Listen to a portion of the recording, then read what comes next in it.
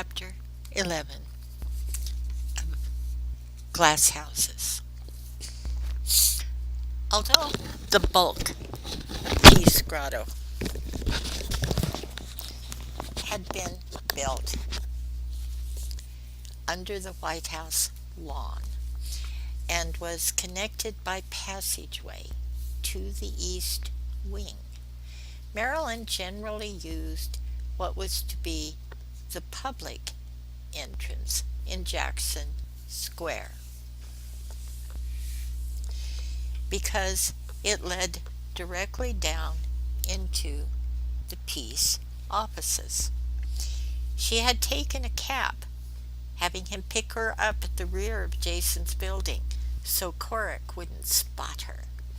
But the closest he could get was Claridge's because of the throngs of people holding vigil outside the there, and made her way quickly through the crowd. There were some protesters, but most were simply people who were curious, drawn to the vicinity of the Yeti as if to a great event. They didn't seem to mind the snow drifting down, the stopped traffic, as discomfort only adds to the memorability of historic places, making them crisper in the memory and more colorful. They shivered among the statues and the walks of the park and smiled at the street dancers and musicians whose icy cups were sprinkled with coins. Marilyn made a little stir among the crowd, as always when she was admitted past a barricade and down the wide steps into the grotto. This was one of the reasons she enjoyed coming this way.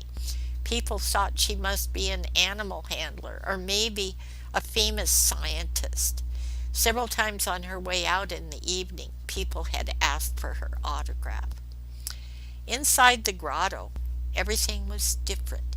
Marilyn forced down a feeling of panic as she surveyed the litter of evacuation. Had they aborted the project after all? But of course it was only the dismantling of the offices prior to detonation time. After all, the grotto had to be ready for opening in only a few hours.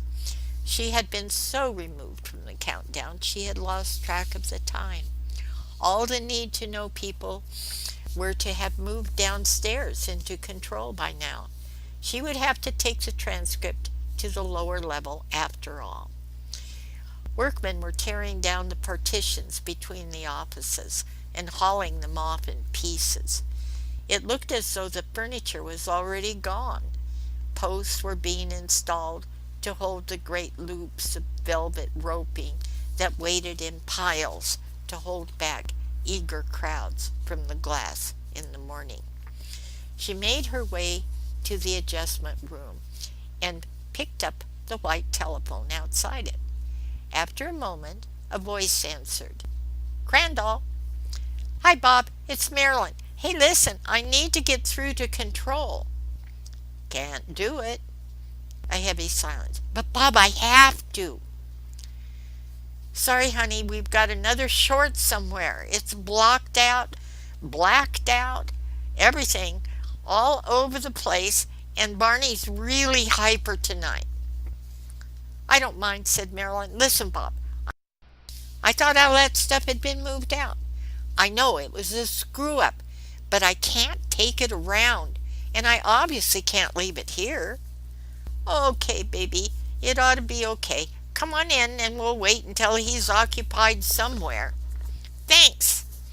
As she stepped through the vaulted door into the playroom, she remembered the necklace Buzz had given her to deliver to Barney, and she was tempted to ask Crandall if she could leave it on the floor for him, but she thought better of it. She was in enough trouble as it was. Crandall was jumpy and in a hurry to secure the door so he could get the other open and slip her into control. But he wasn't quick enough. She smelt Barney in the crisp, thin air, even before the voice came through on the monitor, warning them of the delay. Damn, said Crandall. Hey, this happened to you before, didn't it? Any other time I'd be kind of honored by his attention, but tonight he gives me the creeps. And then the impossible happened. Barney was looming, and then, so quickly she didn't have time to get scared, as quick as Barney was when he caught lizards and bats, Marilyn was scooped up under one arm by the Yeti and carried off.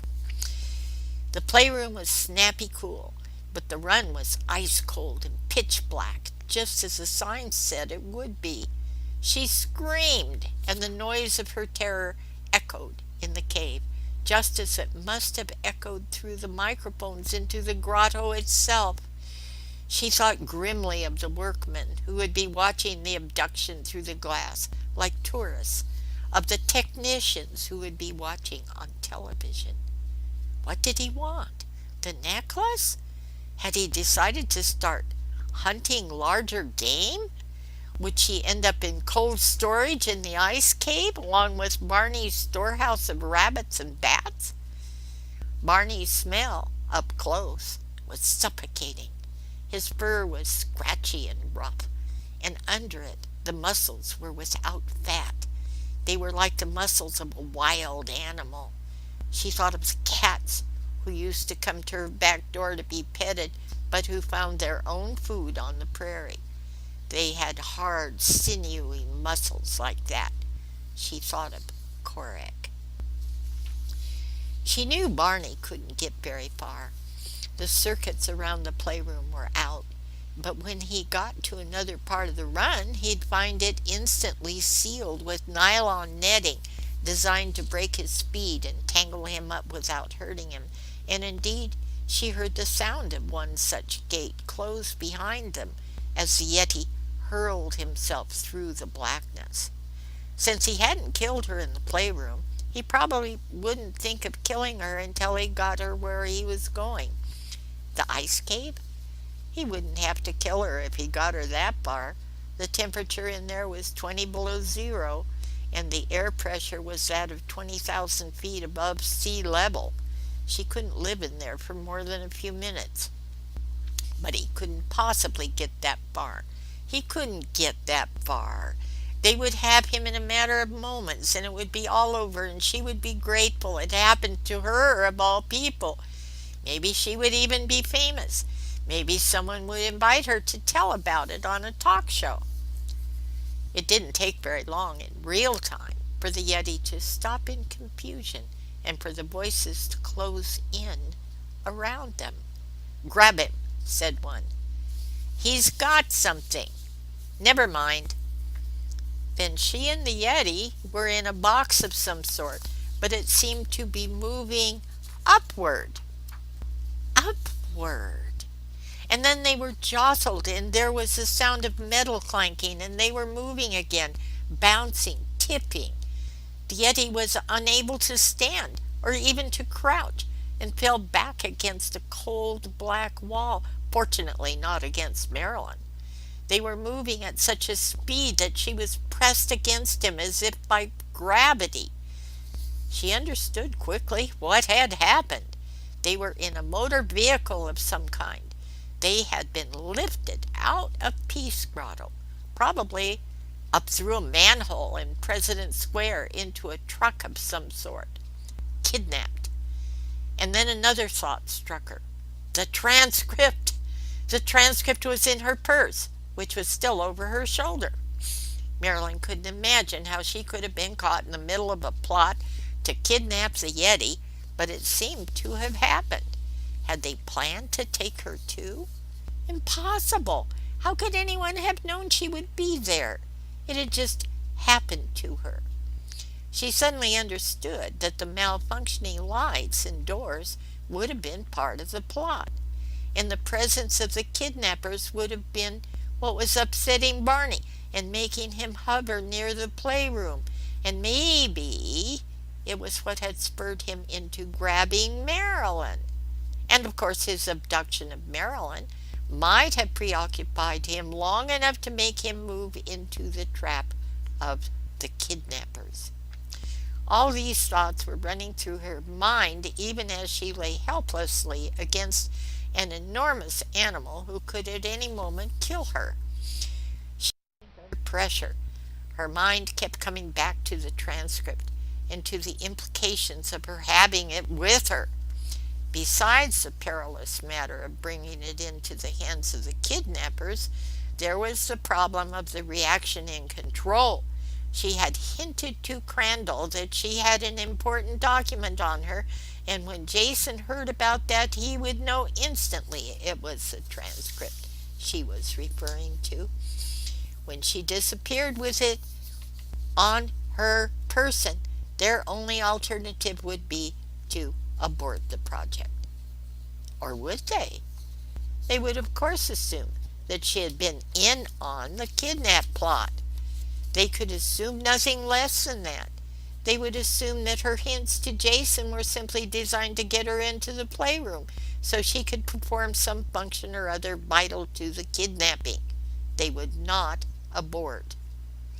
The machinery of a project as important and as unwieldy as peace would not gracefully grind to a halt, not with less than 12 hours to detonation time. There would be no automatic aborting of this plan. They would not necessarily assume that the kidnap had political implications. They would assume that it had been accomplished by money-hungry criminals, and they would not abort. They would assume that if a security problem really existed, that if Marilyn had gone over to the Russians, she would not have warned them by, quote, losing, end quote, the transcript. Either the Russians had the transcript, in which case every effort would be being made to reassure them that the document was safe, or Marilyn had, quote, lost, end quote, it, and then, quote, found, end quote, it, only in order to get herself into the playroom during a moment of confusion. Barney was howling and whimpering, clinging to her in the darkness and rocking her as if for comfort. She reached her hand shyly up to pet him, and he seemed not even to notice it. But when she did, she felt something strange in his fur. It was her necklace. He was wearing the necklace she had given him on Friday. Possibly then it would be reassuring to him to get Buzz's necklace. She moved her hand to take it off. Her hands were free as he had her around the waist, but at its clink of metal, lightly striking metal, he startled away from her, abruptly letting her go. She tumbled to the floor of the metal cage, free of him. "It's okay, Barney," she said. He whimpered and then was silent. His breath was jagged. "Poor baby," she said. "We're in this together. You've got to calm down." She forced her fear away from her, and she reached out and touched him again in the blackness, just as she had done in her dream. And she could feel him trembling, not like a dream at all, but being soothed in a different, waking way, the way animals are soothed by love and confidence. She forced her fear down, promising herself she would feel it later, like Doc said. All the unhappiness had to be forced down. It was like stuffing a down bag into its case. The unhappiness billowed through her until she had gotten it into a tight little ball. Then she put the ball away for a little while so she could joke and laugh with the Yeti. At first she just said things like, "Poor baby," and "good boy." But soon she was telling him about Casper, Wyoming, and about the pony she had broken when she was 12, and about Korak, and about Biscuit. She told him everything about herself, and after a while she was touching him again with her fingers in the darkness, petting him lightly, just like she had in the dream, only his fur was very different than it had been in her dream. In her dream it had been soft and clean like a dog's fur, and underneath the fur had been that layer of comfortable domesticated fat, not the hard, gritty thinness of this creature not the harsh, matted hairs, the stickiness. Soon it was almost like working with a horse. You knew it would jerk away roughly if you did anything wrong, but you began to feel almost comfortable with its great strength, his enormous body, almost safe. There came a point pretty quickly when it wouldn't really hurt you, except by accident. The moment it voluntarily allowed you to touch it, there was a kind of truce, and unless you stopped over, stepped over some line or other, as long as you kept things the same, you were sort of safe. And she was able to use Buzz's necklace, almost the way one used a whip with a horse. When he started bouncing around, trying to get free, his 1,200 pounds threatening to crush her, she jingled it lightly, and he would fall back into his corner and wait silently for her to reassure him again. She talked and talked, and after a while the truck stopped and they were again lifted out and into some other place. This time she had a feeling of not going anywhere, except that there was a mild rocking, as if they were on water. Hours seemed to pass. She and the enormous creature moved closer together in the darkness, for comfort maybe, or to keep track of where each other was. She could feel the intensity of the Yeti's listening, and she began to talk to him like she would have talked to a baby or a foreigner who was trying to learn the language.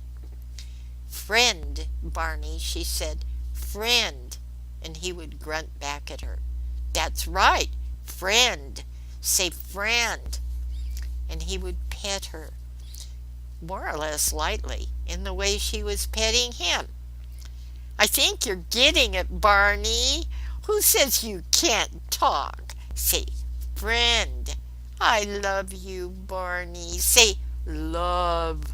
Here's finger. Say finger, Barney. Okay, good boy, friend." And then amazingly she felt a wetness. It was crying. "But of course you can cry, Barney. Even the apes can cry, and you're smarter than an ape, aren't you? Okay, Barney, I'll bet you can even learn to talk. Doc said the only thing you can't learn to do is to put off what you're feeling. But why should you want to do that? What good is that? Look at all the trouble I'm in. If I didn't keep putting things off like Doc says, I wouldn't even be here. I'd be back in Casper, Wyoming. So don't feel bad, Barney. Oh, Barney, think how lucky you are. You'll never have to understand things like the end justifying the means and doing bad things for people's own good and being miserable because you're in love. When this is all over, you'll be just fine, won't you, Barney? It's me who's going to have to find some way of letting it out of my system. Why, I'll probably spend years getting all this out of my system. I'll probably turn out to be very neurotic and have to take up things like sports to relax me. To worry about is the strangeness, and here you are, letting it all hang out and crying and shivering and using it all up. But with me, I understand more about how dangerous our situation really is than you do. I've got the whole world to worry about, Barney. Can't afford to cry. God, I'm not even sure I could cry right now. "Dinner," said Barney. "Dinner, dinner, dinner," you said, "dinner." I'll bet that's what they call it when they give you treats, isn't it? It's not my imagination. Dinner. I'll bet you're hungry. Of course you are. It's been hours. Whoever went to the trouble to build this cage spent a lot of money. You'd think they could spare something for a bite to eat for you. You'd think they'd know about your eating habits. Of all the things that have been publicized, your constant need for food must be the single most famous thing about you. Hey!" And she knocked politely on the cold metal wall of the cage. How about some food in here? And following her example, Barney knocked too, at first politely and then with some force. Good boy, Barney. Hey, we want some food. It's okay, Marilyn, a voice said in her ear. Both she and Barney were startled, but Barney's reaction to being startled was so violent she was afraid she'd be crushed after all in the closed, dark quarters. Easy, boy. Easy, Barney. Good boy. Good boy. She realized immediately that the voice had come from the microphone. It was definitely familiar, but she couldn't place it. Hope surged in her. Was it possible she had simply misinterpreted the sensation of being carried along? Maybe she was safe in the grotto somehow. Maybe they had simply had trouble getting access to something, and she'd been trapped all alone in something like one of the carrying cages. It had seemed an awfully long time. But then, in an emergency, wasn't it possible to trust one sense of time? Besides, there might have been an engineering problem in getting the electrical connections inside the cage to function. She allowed herself almost a conviction that it was all a big mistake on her part, like the lost transcript had been, and the attempt on her life and the paranoia about Corey. Can you handle him? Came the voice again. Again, Barney was jolted and thrashed around, looking for the newcomer, but not so violently, and he allowed himself to be quieted immediately. Well, said Marilyn, I can't exactly handle him, but he seems to be calming down. Can we have some food in here? What is your pleasure? Said the voice. We have first miss casserole, lizard delight, and salamander salad, but our specialty is skewered squirrel. Marilyn shivered. Make it something he won't have to chase around too much, she said. It's crowded in here. She felt as if she were talking on the telephone with someone she knew very well, but a face simply wouldn't conjure itself to fit the voice. Who is that? She said. Who's there? We're going to try and get you out, Connie, he said. You've got to give us time. In the meanwhile, here's a little brunch for your pack. Watch yourself. It's coming to your left. That's right. Step a little further back. Okay, now. All hell broke loose as Barney smelled whatever foul thing it was they were offering him, and pounced on it. From the sounds of slurping and swallowing, Marilyn guessed it must have been a bin full of something. I hope she got it all, she said. Whatever it is you gave him, do they bite? I mean, if they get away? The microphone gave a comfortable laugh. Don't worry, it said. You're not giving him credit. Nothing gets away from him. The voice made her feel safe. She became more and more certain she didn't need to be afraid. Barney snuffled with satisfaction after his meal. Everything was going to turn out all right. Now for getting you out of there, said the voice. We've talked it over, and we think the best way is to simply open the door. We'll fix a light on him, and the chances are he'll get scared and stay right where he is. But you're going to have to dive out fast, because, as you know, he does a lot of thrashing when he's scared. The second you're out, we'll slam the door. I think it'll work. Are you ready? Just a minute, she said, and stood up and stamped her feet around in order to make sure her legs were going to function. She felt for Barney. He was curled up on the floor now, murmuring softly like a child preparing to go to sleep. If it was ever going to work, it would be now. Okay, said the voice, here goes. Then there was the promised blinding light, and she dived in its direction, unable to see anything at all for a moment.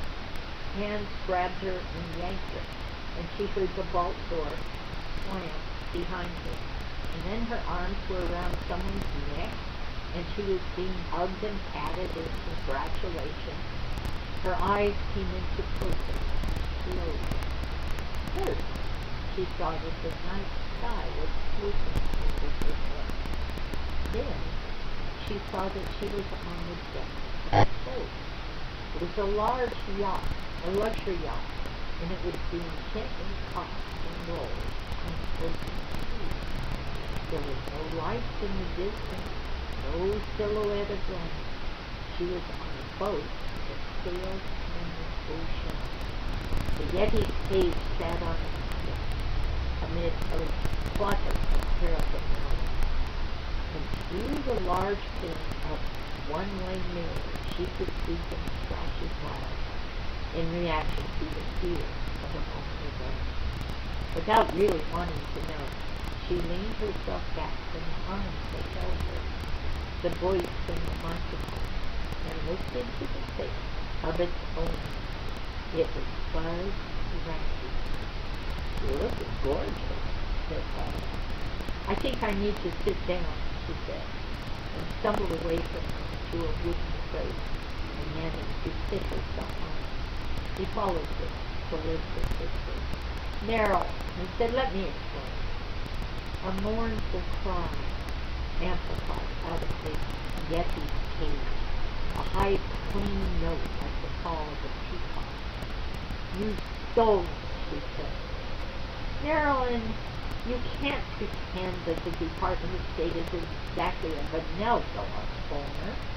There are any number of people in the world who know better what to do with a wonderful find like this than they do. They'll only exploit it as a propaganda tool." "The money?" His look was sardonic and cheery. "You'll like it well enough when it's just money, Marilyn. Of all the people in the world who will like it, you'll like it." The crate Marilyn was sitting on was somewhat sheltered by an overhanging wood roof.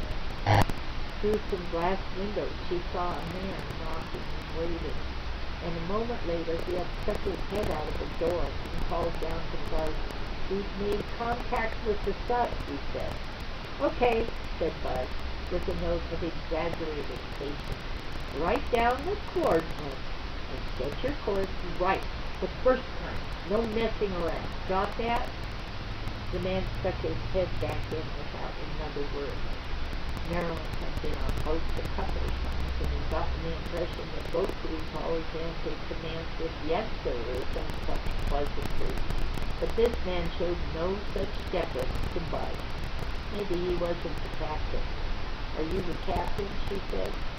He smiled at her and then laughed, as if he were delighted with the question. "If you mean, am I the boss around here, the answer is yes. This is my baby, from start to finish. I thought of it, and I pulled it off myself. Me. You didn't plan on getting me too, did you? You couldn't. No, baby, we never thought of that. It never occurred to us. Not that I'm sorry. I'm really kind of glad you're here. You're quite a girl.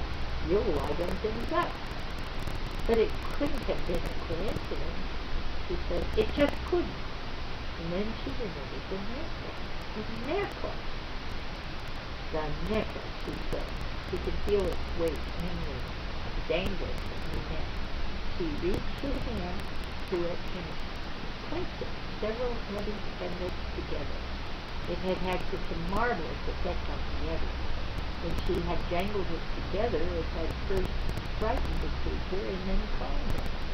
"I couldn't have known you'd wear it into the compound, now could I?" said Buzz. "You were supposed to give it to somebody to give it to him. You weren't supposed to be inside with him." "Does it have some sort of electronic device in it?" she asked. "An amplifier. We were having trouble luring him to our section of the run. We'd been sending out supersonic signals, but he was leery of us. We'd already had one kill." "Friday night." "Yes," he said, and glanced at her in surprise. "And that's why there were all those shorts and blackouts. Friday night." "Yes, I thought maybe if we could get an amplifier near him, and so we did. Thank you, my love. I always knew you were the best woman in D.C. We would have had to abort in another 10 minutes if you hadn't come by. It was close. I never would have delivered your next. It doesn't matter. Yes, it does. It matters. I never would have delivered it, and neither would anybody else with me. It wasn't an inside job at all, was it? I'll bet you couldn't get anybody from the grotto to help you. I'll bet you I was your very last chance. Otherwise, why would you ever have tried to do it through me? It doesn't matter. You couldn't buy your way through to him, and you couldn't con your way through to him. That matters. You have to rely on decency to do this thing. Decency. All that talk about corruption, selfishness. I'll bet you approached everybody who had anything to do with Pete's grotto, and nobody sold out, did they? Otherwise you wouldn't have had to use me. Marilyn. Don't narrow on me. I don't even like you anymore. Buzz laughed. You're a good woman, all right. I always said you were a good woman. He's crying, she said. What? Barney's crying.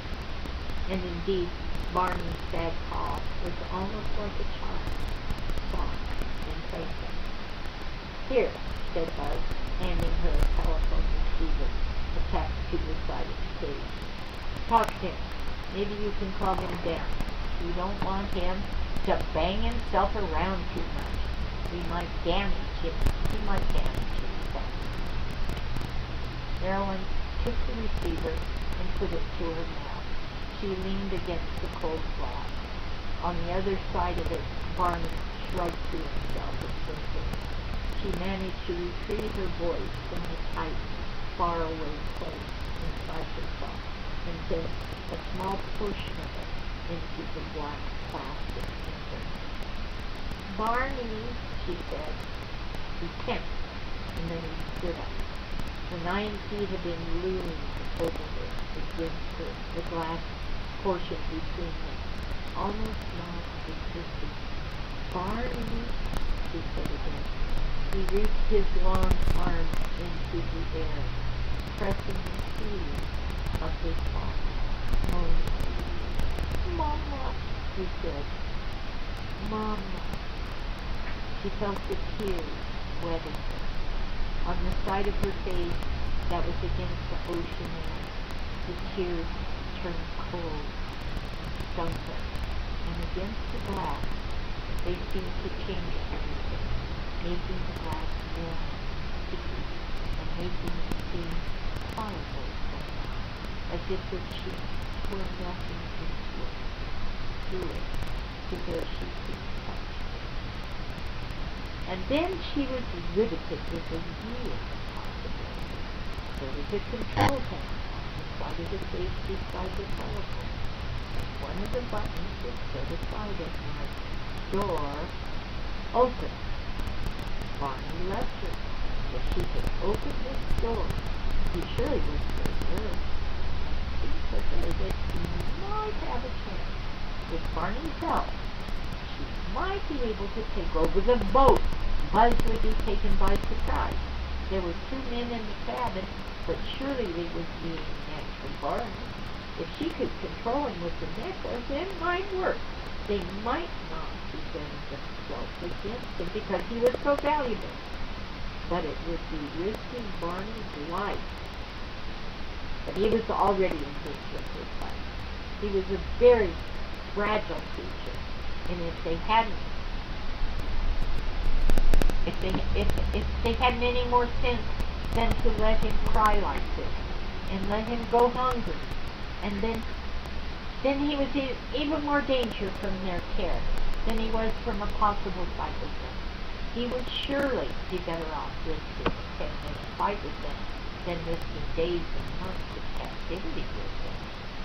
She noted where the button was, and put her face against the glass again, away from him. Her cheek was sweet. She spoke in the phone against the wall, and she let her hand drift absently up the side of the cage as if she were caressing. So she reached the spot where the button would be, and she pushed it. The big door swung open like a vault door in a bank. Barney, she said, come on out. Come on, Barney. but the great beast shrunk away from the fear and the light and the machinery, and the men became bursting down on her. And then, a long time later, Nero, after going many places, found herself in a lovely old mansion. It had shiny marble floors, and in the great hallway there was a double staircase that curved up like in a large public building. But it wasn't a public building, it was a home, and Marilyn was visiting there. She climbed the stairs and in delight passed from one exquisite room to another, exclaiming over the heirlooms, the marvelous furniture, the rich texture. She was higher and higher in the house until all at once she looked down at her feet and discovered she could see through the floorboards. She'd gone too high. She was in the attic, and no one was taking care of that ancient and forgotten part of the house. She could see through the floorboards to the floor below. Realizing her aged wood must be rickety, she moved cautiously away from the middle of the room to the wall and made her way step by step back to the stairs, but the stairs were shoddy up there too. She could see through them. She was busy with the height. She began to climb down, clinging to the shaky railing, more aware with every step of the thinness of the wood under her. The wood under her was light and thin like paper, and what was under it shone up at her. Her steps were feather soft, and they dented the wood lightly where she stepped. She had gone much too high. The trip back down was going to take her forever, and if she were to once step too hard on the transparent floor, she would fall. Then, after many more adventures, she woke up. She had been dreaming, and her dreams had carried her past the boat ride, past farming, past this, and another time. So it was with an effort that she came to understand that her getting sick had been the very last thing that had happened to her, the very last significant thing. She felt so warm and comfortable, it took her a little while to realize she wasn't in bed, all covered up, but was more or less sitting on the couch, her head on someone's shoulder. She moved her hand and discovered it was being held in someone else's lifeless. Marilyn, honey, sometimes you worry me. It was Buzz. You are the most accident-prone person I've ever met in my life. You hit me. His arms closed, even more warmly around her, and he rocked her, ever so gently, as if she were a crying child. You dummy, he said, don't you know I would never hurt you? Not deliberately. Never. Don't you know I love you? She pulled enough away from him to look at him.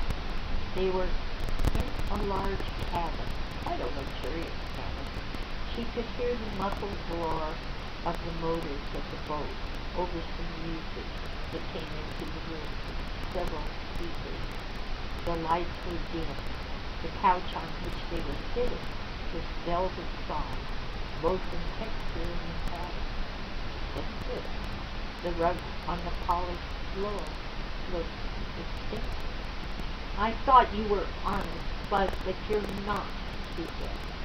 The thinness in her head took the force away from what she was trying to say. I thought you were sort of a good person. Why did you do it? You're a crook, Buzz. How can anybody be so blind? I did it for you, Marilyn. Her eyes were still buzzing, making her wink under her, but her mind was working perfect clarity. She was unable to look at Buzz with her eyes, but with her mind, she was seeing him better than she ever had before. Did he think he meant that? She made an effort to focus on his tense face, but she saw that maybe he did. In my view, she was important to him. But she said, that's too silly. How can you say something like that for me? Why would anybody want to do a stupid thing like this for me? Marilyn, you can call me many things, but you can't call me stupid. I pulled off the coup of this century. I haven't done anything wrong, really wrong. No worse than they did when they kidnapped the poor guy in the first place. I've got a buyer who genuinely loves animals. He says they built the grotto all wrong, and he's got a compound all set up that will be 1,000 times healthier. Look at it this way. We're going to be celebrities, rich celebrities. I don't want to be a celebrity. Of course you do. You wouldn't even look twice at anybody who wasn't a celebrity. The only reason you've ever given me the time of day was because I managed to make myself a minor co-celebre over the post-Senate. I knew I didn't have a prayer with you unless I was rich, Marilyn. Not that I had intended to bring you into it this way, but now that it's done, I know I'm not saying it's just money you're interested in, honey. It's not just money. What you want is more complicated than that, isn't it? You want to be around people who are significant. All this was just a way of qualifying for your affection. Her eyes were clear, and with the clarity with which she was seen came a clarity of understanding. She was seeing both from marvelous distance, and for a moment her heart went out across that distance to him. The part about doing it all for her personally wasn't true, of course. Or at least not literally true. He must have several people he was doing it for. People he really wanted to show. People he thought he could win over and he could make himself special in their imagination. Her heart went out to his loneliness. How he must suffer to think he was so close to being someone who didn't count. How he must hate the people he wanted to think he needed to destroy himself to catch their interest. He thought Marilyn was special because he thought she was only interested in people with power. Poor Clyde, she said, and ran her hand tenderly along his cheek. And then, as his strength had gathered itself again, she leaped away from him, scrambling across the gently yawning floor towards the cabin door. She felt deep sorry for him, but she knew she needed to get away from him somehow. But he was on her before she could get the door fully open. Her hands clutched at the door frame and then slapped against the button panel on the way down. Instantly, the lights in the room flashed full on as the soft music that had been playing in the background switched off. Now the room was full of the buzzing motor of the boat. She managed to scramble to her feet, but he had her again, and they collapsed together down the steps and over onto the couch, for all the world like a couple naked love. He panted heavily in her ear, pressing his head against hers to a blanket peace, wrestling her with the possession of his fingernails, pressing her legs apart to her knees and being stiff. But this wasn't the only way in her safety lost life. She could feel him swelling against her inside. For a long moment they struggled, almost silent. Their breath held in concentration, then heaving out. The battle was over her right arm. He was working to bring it down behind her so that he could control her with one hand, and she deployed her strategy to sabotage his effort, sometimes relaxing a little to deceive him into loosening his hold, sometimes sliding herself into positions of better leverage, but losing ground steadily. When he finally achieved a position more or less immobilizing her, he fumbled his free arm up to unbutton his sleeve. "I love you," he breathed. "No, you don't, you don't." The blood pounded in her ears, and a profound trembling was carried like a wave through the interior of her body. She felt his tongue wet against her ear, and in spite of herself she felt a warmth spreading from that place into her face and down her neck. "No more of that pussy sitting room and putting around," he said. "You like a man who can master you, don't you? You like a man who takes what he wants. No more of that namby-pamby whining, 'Can I have a kiss?' You like a man you can respect. Buzz, she said desperately, don't do this. You're going to hate yourself. Don't do it. Once inside her suit, his hand moved gently over her breast and then worked at the buttons of her blouse. He was saying, I love you, over and over. She could feel through her skirt a swollen lump against her leg. He was rocking against her. She could feel her skirt tightening up. And then her blouse was open. She felt his lips move down her neck. One of his fingers was running up and down under her bra strap, pulling it little by little over her shoulder. She felt deeply sorry for this man, and in one part of her she wanted to make him into a little baby and cuddle his hurts away. But as his hands went over her, this generosity was driven away in a panic, and it no longer seemed important that she could see through him to the injuries that motivated him, the blindness. At another time, she might have been able to maintain a sorrow for an individual who thought he could win her love by raping her or by stealing things, but that layer of understanding and forgiveness was ripped away, and under it was a stark and single-minded need to get away from him. She had never felt so totally revolted by anything in her life as she was by this man against her. Not even the mineral oil her mother had once made her drink when she was constipated. Not even by having to clean up after herself when she vomited. You'll see, he said softly. We'll have a good old time together. And he pulled himself back a little from her to look at her as she pulled her bra away from her breast. His face was swollen and droopy, his eyes displaced on his head, and looking in slightly different directions. His face was clear around the eyes and mottled red along the line of his cheeks. I'll never forgive you for this, she said. She let her voice hateful and harsh. But he smiled tenderly. He didn't believe it. He didn't understand that she was now his bitter enemy and that she was fighting to his death. Then his eyes fixed on her arm, her bra strap, and his expression changed. He pulled her bra roughly around and jerked something off of it, and examined it closely, something small in his hand, something like a clip. Then suddenly he was off her, and he had thrown her away from him. His face, still blushing with passion, was screwed around into a hard line. So, he said, well, out with it. Who are you working for? I don't understand, she said. She pulled her bra back on straight and buttoned her blouse up, though her fingers trembled. She slapped herself in the face, hard, knocking her back. No wonder you were so anxious to keep me from getting a look at those alabaster orbs. Here, and he waved the tiny object between his thumb and finger before her eyes. You can have it back. She took the little metal sensor, but she could make no sense of it. What is it? What is it? So now all of a sudden we're innocent, are we? Where did you find it? Where did I find it? Ha!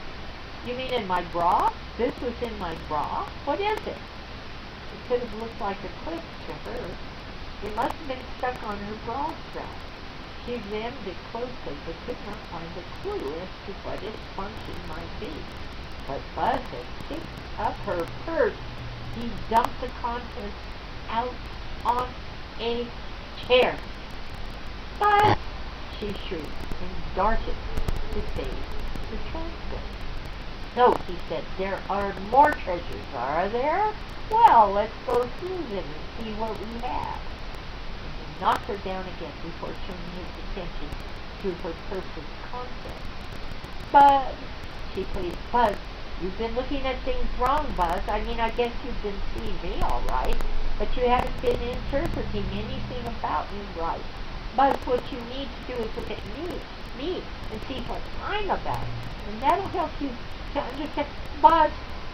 He went most carefully through her makeup, digging out her lipstick, matching, sure nothing was inside it, breaking her little mirror, digging behind the powder. She slipped the lining out of her purse with a small razor, and even tore her wallet apart. And at last he opened the note that Carol Peabody had it and read it through. Marilyn could see the shiny letters, could see the paper thicken where they had been pasted on, and could remember what they said, so she could read it in her mind as time with his reading. Quote, "I'm going to kill you, you bitch. I hope you rot in hell." This stopped him, and when he looked at her, it was in surprise. "You see, Buzz, it's a long story." "What were you going to use this for?" he said. "Well, there was somebody who was very, very angry with me, and..." It was to make something credible. It was think what? What? Make a threat on your life credible? What was the plan, Marilyn? It moved closer to him again, and again he shoved her roughly away. "Of course you weren't planning to get caught that way, were you? You were expecting to meet me. Where? Where? In what context?" He touched the transcript, watching her face closely. "Are you interested in this? Is this one going to blow up on me? Well, let's take a look." He opened it carefully from the bottom, sniffing and poking lightly into it before he pulled the papers out. "Smells funny," he said. "As a matter of fact, you smell like some chemical, like bleach or something. What's in it?" "Buzz, stop! Please stop!" In order to keep her from wrestling with him, he quickly wrapped a coverlet around her like a shawl and pulled it snug against the couch. It was holding her like a straitjacket would have. This was the way she had wrapped her cat when she had to hold him down for their shot. "Buzz, that's none of your business. It's important. If you read that, you're going to get yourself in worse trouble." But there was no stopping him. His grip on her was like a vice, and he paid no attention whatever to her shrieks in his ear. When he had finished reading it, he tossed it on the chair with the disemboweled contents of her purse. "No shit," he said. He slowly released his grip on her and sat back, startled, astounded, disoriented. "And they really didn't take that thing off?" His face had changed, softened, as if he were looking at her in an entirely different way, trying to change the context with which he saw her. She recognized the look. It was the way she had felt when she found the transcript in Carol's window box. He was trying to reorient himself. He was having to go back over everything that had happened, especially in the light of maybe having happened in a completely different way. I thought, if the transcript was real, then every single thing about Marilyn was changed. She carefully unwrapped herself from the shawl with which he had held her down and got to her feet. Her mind was racing. What would happen if he decided the transcript was real? At best, he'd shrug his shoulders and go about his business. The business of delivering the Yeti to his waiting customers. But what about afterwards? What could he do afterwards? She calculated. It's probably not even midnight yet. He has plenty of time to sabotage the plan. If he decided to, or to sell it out to the Russians, it was absolutely critical that he not believe in the document. How is she to cast doubt on him? By helping him take the easy way out. By convincing him she was whoever he had thought she was before. "You can see how critical it is, Buzz," she said, "that I get that back right away to the White House." "But it's impossible," he said. "It's not possible to make a device like that. I mean, it's physically impossible." "If you say so," she said, and let the contempt weigh heavy in her voice. "I mean, you don't understand nuclear warheads. They can just be exploded just by sending some damn signal. They have to be physically assembled. Somebody has to put them physically together, mechanically. I mean, Marilyn, you can't go against nature. You can't go against the law of physics. I mean, there's some things that can be done, and there's some things that just can't be done. Okay, she said, I guess you're right. Everything in her manner was calculated to make him think that she knew better, and that the papers were real. For a moment, she thought she'd gone too far.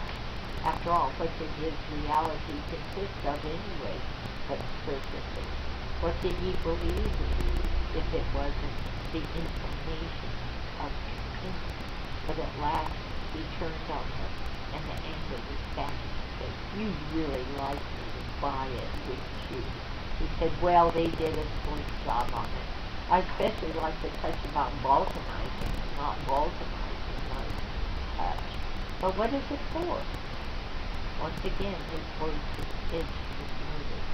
How odd that she should be so relieved to see his insanity return. His face moved nearer. In this passionate anger, he looked very much as he had in his passion of love. His pants were still on the bed, and he held them together with one hand. With the other, he now felt a gun. What was supposed to have happened, honey? Was I supposed to have bought that silly piece of dribble for free? And what was I supposed to have done with it? Aren't you going to tell me why you still have a chance? But you don't have much chance left, Marilyn. I would have done anything for you. Why did you do it? Why? It was tears coming from his eyes. He leveled the gun at her, and suddenly she knew. He was going to shoot her. She was going to die. She dived away from him, and behind her she heard a tearing, barking noise that she, after a moment, recognized as a gunshot. It shattered the glass pane and shattered the line. All those times, she said, you used to tell me you loved me. You used to tell me you wanted to marry me, and you would be so clumsy. It was easy to just shrug you off, and now I can see how desperate you must have been. Are you changing your mind? Do I detect the note of an offer? Yes, she said. I do wish I had seen how much you needed love. Too late, baby, he said, in something like a snarl. Could he ever have been thought to see past the roles he thought people played for something real? If she had been willing to try, could she have softened him, taught him to see her? Had there been a turning point, perhaps, in his life, maybe during the early months of their friendship, that she had missed in the excitement of her own passion? Or was he simply one of the hopeless, someone who was destined to be evil? He was squeezing the trigger. She remembered the feel of crunchy leaves under her bare feet, and that tired trailer. They moved out of that trailer when she was 3. She remembered walking on the prairie, the bright little stones glistening up at her through the sparks of grass. Nothing ever collected dust on this prairie. An arrowhead falling down 100 years ago would be fresh and shiny to pick up if you could find it. Dan, he had been her mother's boyfriend when she was in the 1st grade. He showed her the 3 ruts left by a wagon train. The 3rd one was to wide it. It would have been to the stalk, let along the side. If you left a mark on the prairie, never removed for all time, covered with oil. Laughing energy, Pete, Jonas, her mom, the lying face, crisp and white. Mom's eyes, flecked with brown spots, loving. It's true, she thought. Your life really does flash before your eyes. It was all there. The feeling of cold milk and cornflakes in the mouth, the stinging cold air after a blizzard, the sound of the wind day after day. All her life, twisting past Castle on the left, trying to learn geometry dressing up with lipstick, meeting someone she had read about in the paper, falling in love, courting. But when the gun fired, she felt nothing. She didn't fall over. He did.